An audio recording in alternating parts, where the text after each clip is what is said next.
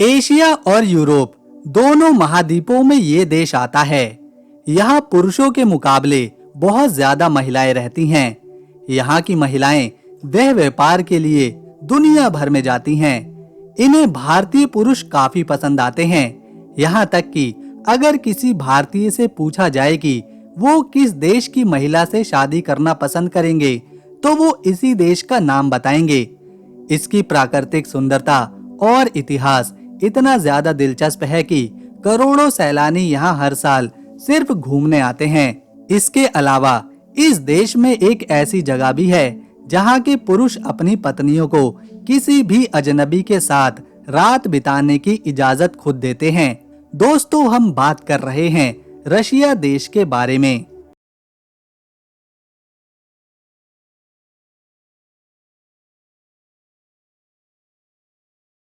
Russia दुनिया का सबसे बड़ा देश है। क्षेत्रफल के मुताबिक ये यूरोप के पश्चिम से लेकर एशिया के उत्तर तक फैला हुआ है।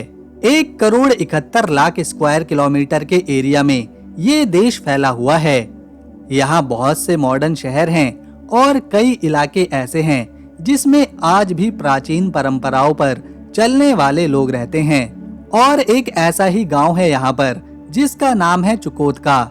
इस जगह एक बेहद ही अजीब परंपरा निभाई जाती है। जब यहाँ पर कोई पुरुष मेहमान बनकर आता है या कोई पुरुष अजनबी बनकर आता है, तो उसका स्वागत यहाँ कुछ खास तरीके से किया जाता है। गांव के लोग उस अजनबी या मेहमान पुरुष के सामने अपनी अपनी पत्नियों को खड़ा करते हैं और खुद कहते हैं उसे जो भी महिला पसंद है वो उसे रात भर अपने साथ रख सकता है। वो महिला उस अजनबी पुरुष का पूरा ख्याल रखेगी, उसके लिए खाना बनाएगी, बिस्तर लगाएगी, तैयार होगी और उसे एक पत्नी का सुख भी देगी। ये सब इस जगह की परंपरा का एक अहम हिस्सा है। अगर रात बिताने के बाद महिला गर्भवती हो जाती है तो फिर पूरा गांव इसके लिए जश्न मनाता है। इसी तरह की परंपरा अलास्का के भी कई हिस्सों में निभाई जाती है। पति की सहमति से एक अजनबी पुरुष के साथ संबंध बनाना यहाँ पर आम बात है, क्योंकि इनके पूर्वज पहले से ऐसा करते आए हैं। चुकोतका की महिलाएं काफी मेहनती होती हैं, जो घर की सारी जिम्मेदारी खुद उठाती हैं। घर के बाहर के काम तो ये करती ही हैं, साथ ही साथ घर के अंदर के भी सारे काम इन्हें ही करने पड़ते हैं।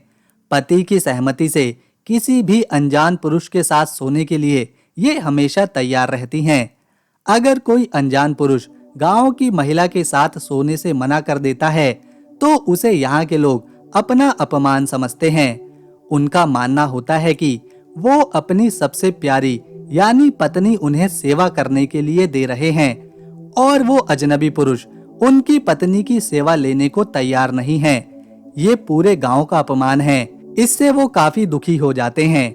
इसीलिए कोई मेहमान या अजनबी पुरुष चाह कर भी इनकी पत्नियों के साथ सोने से मना नहीं कर पाता। इस पूरे इलाके में जमा देने वाली सर्दियां पड़ती हैं, जो साल में 8 से 9 महीने तक चलती हैं। इनका जीवन बहुत ही सख्त परिस्थितियों में बीतता है। फिर भी ये महिलाएं अपने घर की सारी जिम्मेदारियां तो उठाती ही हैं, साथ में बच्चों को तब तक ज्यादा ध्यान से पालती हैं जब तक वो 10 साल के ना हो जाएं, क्योंकि यहाँ थोड़ी सी भी लापरवाही किसी भी छोटे बच्चे को तुरंत बीमार कर देती है। जहाँ रूस में कई इलाके ऐसे हैं जहाँ बहुत ही कम लोग रहते हैं, अपनी परंपराओं के साथ जीते हैं, तो रूस का बहुत बड़ा हिस्सा अब ऐसे शहरों में रहना पसंद करता है जहाँ सभी चीजें आधुनिक हों। ये है रूस की राजधानी मॉस्को, रूस का दिल।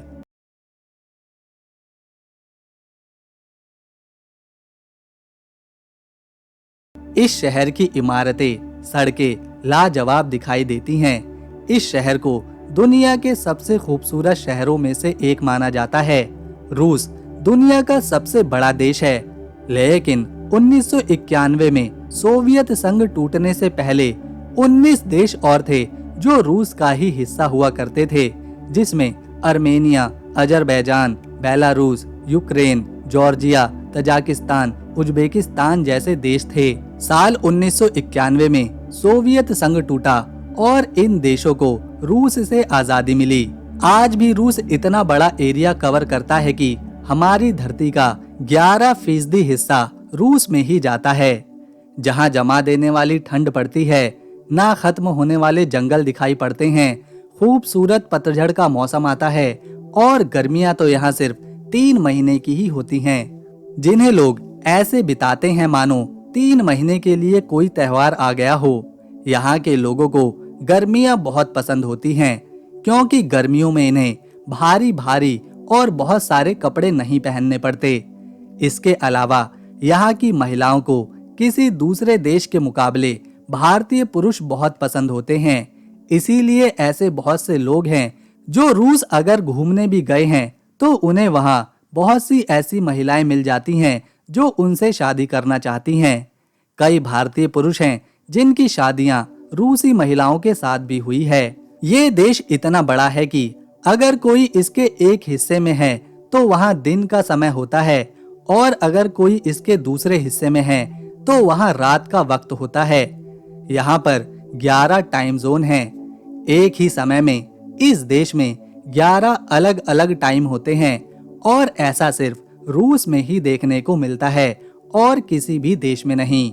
दुनिया भर में रूसी महिलाएं व्यापार करने जाती हैं, फिर चाहे वो थाईलैंड हो, वियतनाम हो या फिर भारत, हर जगह ये मौजूद होती हैं। इन्हें दुनिया की सबसे खूबसूरत महिलाओं में से एक माना जाता है।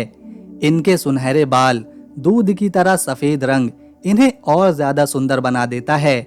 रूस के अगर एक बिंदु से यात्रा शुरू करी जाए और इसके आखिरी बिंदु तक पहुंचा जाए तो वहां तक पहुंचने में 7 दिनों का समय लगता है। रूस के लोगों को बियर पीना बहुत पसंद है। शायद इसीलिए 2011 से पहले यहाँ बियर को बियर माना ही नहीं जाता था, बल्कि बियर तो मानो यहाँ कोई सोडा ड्रिंक हो जिसे जब चाहे जहाँ चाहे कोई भी पी सकता है।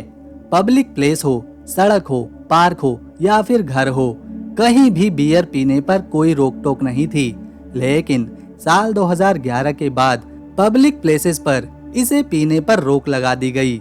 रूस का साइबेरिया इतना बड़ा है कि इसमें 4 भारत आसानी से समा सकते हैं, लेकिन साइबेरिया में प्राकृतिक कठोरता इतनी ज्यादा है कि यहाँ पर लोग बहुत कम ही रहते हैं और इसका ज्यादातर हिस्सा सिर्फ बर्फ से ढके पहाड़ों और जंगलों का है।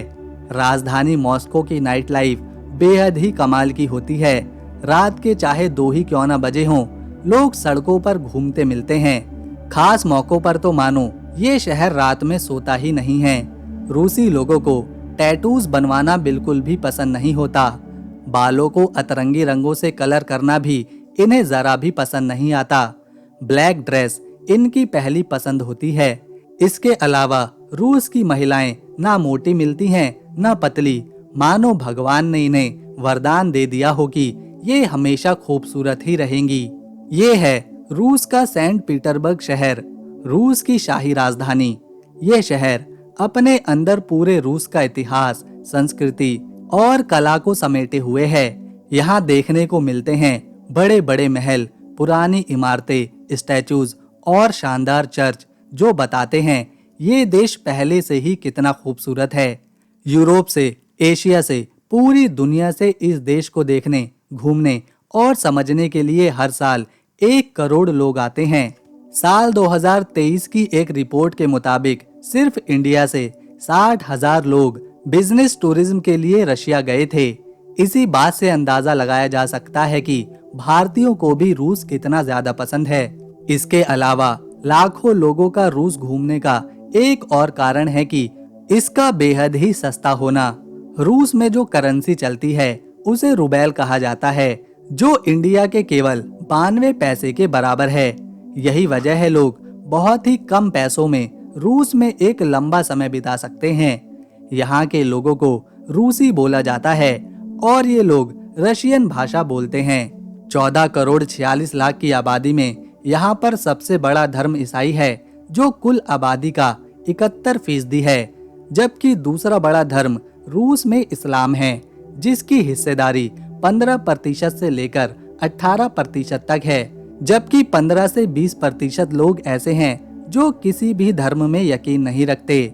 रूस में जो मुस्लिम आबादी है वो खासतौर पर कॉकसस और ततारस्तान जैसे हिस्सों में रहती है। रूस के लोग बहुत ही शांत स्वभाव और बुद्धिमान माने जाते हैं।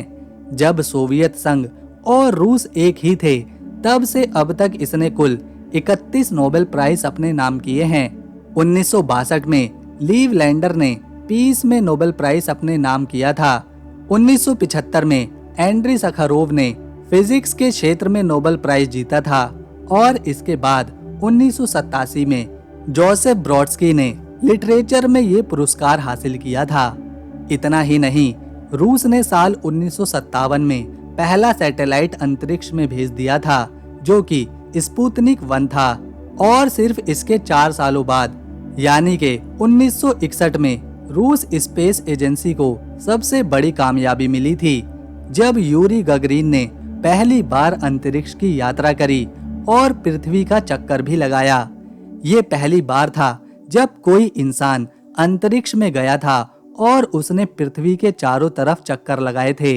इस कामयाबी ने रूस की स्पेस एजेंसी को पूरी दुनिया में नाम और शोहरत दिलाई। दोस्तों, रूस में कई इलाके ऐसे हैं जहां असहनीय ठंड होती है। हमारी धरती पर सबसे ठंडी जगह जहां इंसान रहते हैं वो रूस में ही मौजूद है। ये है ओएमयाकॉन गांव, धरती पर सबसे ठंडी जगह जहां तापमान -50 डिग्री सेल्सियस से लेकर -88 डिग्री सेल्सियस तक नीचे गिर जाता है। इतने कम तापमान में रहना बहुत ही मुश्किल है। ओएमयाकॉन का मतलब ही होता है ठंडे पानी की जगह। यहाँ साल के 10 महीने सिर्फ बर्फ गिरती है। तापमान -50 डिग्री से भी कम रहता है। ये रूस के दूर दराज इलाके में मौजूद है। इतनी ठंड से बचने के लिए यहाँ के लोगों को लगातार काम करते रहना पड़ता है ताकि उनका शरीर गर्म बना रहे। यहाँ की सड़कें बर्फ की चादर से ढक जाती हैं। पेड़ अपना रंग बदलकर सफेद कर लेते हैं। घर की छतों पर सिर्फ बर्फ दिखाई देती है। चारों तरफ बर्फ ही बर्फ। और ये माहौल और ज्यादा मुश्किल तब हो जाता है जब यहाँ हवाएं बहुत तेज चलती हैं, जो बेहद ही ठंडी और बर्फीली होती हैं। गांव के लोग केवल मांस खाते हैं, खासतौर पर मछलियों का और दूसरे जानवरों का, क्योंकि आसपास खेती करने लायक कोई जमीन नहीं है। गांव के लोगों को खास तरह के गर्म कपड़े हमेशा ही पहनकर रहने पड़ते हैं। नाक, कान, सिर सब कुछ ढकना पड़ता है ताकि वो ठंड से बच सकें। फिर भी बाहर निकलते ही आंखों की पलकों पर बर्फ जमने लगती है। घरों को गर्म रखने के लिए हमेशा लकड़ी और कोयला जलाया जाता है। घरों में बड़े कमरों की बजाय छोटे कमरे बनाए जाते हैं ताकि उन्हें जल्दी से गर्म किया जा सके। घर की सभी खिड़कियां और दरवाजे अच्छी तरह से बंद करने पड़ते हैं ताकि बर्फ और ठंडी हवा अंदर ना आ सके। गर्म पानी की पाइपलाइन पूरे घर में लगाई जाती है, जिससे घर को गर्म रखने में मदद मिलती है। बच्चों के स्कूल का समय बदलता रहता है। मौसम के मुताबिक कभी स्कूल सुबह होता है तो कभी दोपहर में। गांव की सड़कों से बर्फ हटाने का काम लगातार जारी रहता है। यहाँ जीवन जीना बेहद ही मुश्किल है।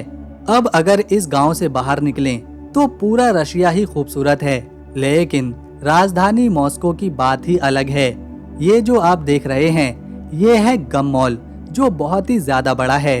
अगर इसे कोई एक्सप्लोर करने की सोचे तो उसे कम से कम 3 दिन लग जाएंगे इस पूरे गम मॉल को घूमने में। इसके अलावा यहाँ का रेड स्क्वायर एक मेन टूरिस्ट स्पॉट है और लोकल रशियन लोग भी यहाँ पर बड़ी संख्या में मौजूद रहते हैं। यहाँ लोग वीडियो शूट करते हैं, घूमते हैं। इस पूरे इलाके में लाइटें लगी हैं और जब ये लाइटें जलती हैं तो मानो माहौल पूरी तरह से बदल जाता है और लगता है जैसे कि यहाँ कोई पार्टी ही चल रही है।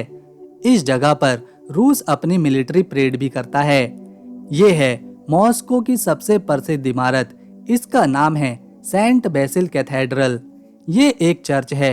इसे 460 साल पहले यानी 1555 से 1561 के बीच इवान द टेरिबल ने बनवाया था। रूस में सेंट बेसिल नाम के एक बड़े पादरी हुए थे, उन्हीं की याद में इसे बनवाया गया है। इसकी खास बात है कि इसमें कोई भी सीधी रेखा नहीं है। इसके सभी गुंबद अलग अलग आकार और रंगों के हैं, जो इसे और ज्यादा सुंदर बना देते हैं। रूस में एक अनोखा कानून है कि यहाँ कोई भी अपनी गंदी गाड़ी को, जिस पर धूल, मिट्टी, बर्फ या कीचड़ लगी हो, उसे सड़क पर नहीं चला सकता। अगर ऐसा कोई करता है तो उसे अच्छा खासा जुर्माना भरना पड़ता है। तभी यहाँ सारी गाड़ियाँ हमेशा चमचमाती रहती हैं। अपनी गाड़ी को सड़क पर ले जाने से पहले यहाँ के लोग उसे साफ जरूर करते हैं। दोस्तों, रूस के लोगों को पेलमेनी खाना बहुत पसंद होता है और ये रूस की नेशनल डिश भी है। इसमें मांस का कीमा बनाकर उसे पास्ते की छोटी छोटी रोटियों में भरकर बनाया जाता है। इसे मक्खन या फिर सूप के साथ खाते हैं। क्योंकि ये काफी बड़ा देश है तो इसके समुद्री किनारे भी काफी लंबे हैं। लगभग 37,000 किलोमीटर से भी ज्यादा रूस की कोस्ट लाइन फैली हुई है, जो इसे दुनिया की सबसे बड़ी कोस्ट लाइन बनाती है, जो जुड़ी हुई हैं बारेंट सागर से, चुकोतका महासागर से, पैसिफिक महासागर से, जापान सागर से, काले सागर से और कैप्सियन सागर से। यहाँ कई सुंदर समंदर के किनारे हैं जहाँ लोग आते हैं, धूप सेकते हैं, घंटों समय बिताते हैं। इसमें सूची बीच एक प्रमुख है। इसका साफ पानी और सुनहरी रेत किसी को भी आकर्षित कर सकती है। इसके अलावा जापान सागर के किनारे व्लादिवोस्तोक बीच भी बहुत ही सुंदर है। यहाँ ठंडी समुद्री हवाएं चलती हैं और खास समुद्री खाना मिलता है। बाल्टिक सागर के किनारे क्रीमिया बीच भी बहुत ही प्रसिद्ध है। यहाँ गर्मियों के मौसम में काफी भीड़ भाड़ देखने को मिलती है। मॉस्को के रेड स्क्वायर में रूस के महान नेता और क्रांतिकारी व्लादिमीर लेनिन के मृत शरीर को आज भी अच्छे से संभाल कर रखा गया है। उनकी मृत्यु 1924 में हुई थी। तब से यहाँ उनकी समाधि बनाई गई है उनके सम्मान में। इस म्यूजियम में लोग आते हैं और उनके मृत शरीर को देख सकते हैं, जो कि 100 सालों से ऐसे ही रखा हुआ है। लेनिन की समाधि रूस की संस्कृति और विरासत की पहचान मानी जाती है। रूस का ये शहर कजान है, जो कि मॉस्को से भी पुराना है, जहां यूरोप और एशिया की मिक्स संस्कृति देखने को मिलती है। इस शहर में मुस्लिमों की आबादी ज्यादा है, इसीलिए यहाँ आपको कई मस्जिदें भी देखने को मिलेंगी। साल 2018 में इसी शहर कजान में फीफा वर्ल्ड कप भी आयोजित किया गया था और उस समय इस शहर में भारी संख्या में टूरिस्ट आए थे। दोस्तों, रूस का रेलवे नेटवर्क बहुत ही बड़ा है। इतना बड़ा है कि यहाँ की ट्रांस साइबेरियन रेलवे लाइन दुनिया की सबसे बड़ी रेलवे लाइन है, जो रूस को एशिया और यूरोप तक जोड़ती है। ट्रांस साइबेरियन लाइन 93,000 किलोमीटर लंबी है। रूस के सेंट पीटरबर्ग में कई लोग ऐसे हैं जिनके बाल लाल हैं। उनकी पहचान उनके बालों से होती है।